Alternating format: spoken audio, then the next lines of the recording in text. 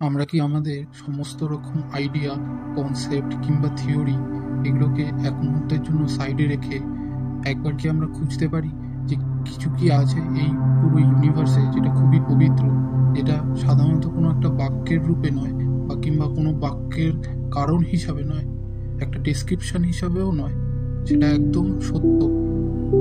ঠিক এই ইউনিভার্সটা যখন আমরা রাতের আকাশে তাকিয়ে দেখি, ঠিক সেই রকমই সত্য, কোনো ফ্যান্সি কিংবা ইলিউশনারি কোনো মিথ না।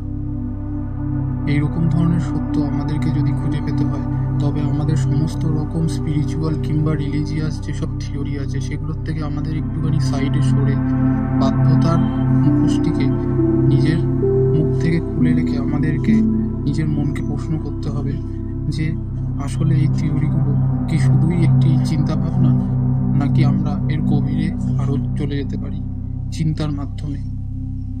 বিভিন্ন রকম চিন্তাভাবনা আমাদের অ্যাটেনশন ফোকাসকে দূরে সরিয়ে নিয়ে যাচ্ছে, কারণ চিন্তাভাবনা আমাদের যে মেন্টাল এনার্জি বা ফিজিক্যাল এনার্জি দুটোই ক্রমাগত কমিয়ে দিচ্ছে। তো আমরা যত কম এই ধরনের থিওরিগুলোকে নিজের মনে প্রশ্রয় দেব, আর সত্য থেকে আমরা ততই দূরে সরে যাব।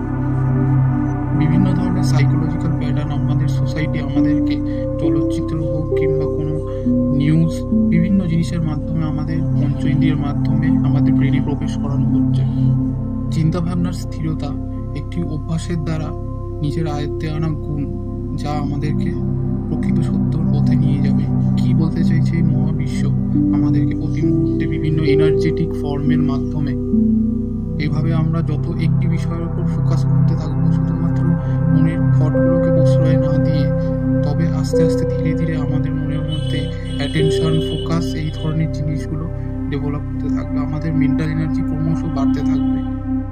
আমাদের মস্তিষ্ক শান্ত স্থির একটি জলের মতো তখন দেখা যাবে।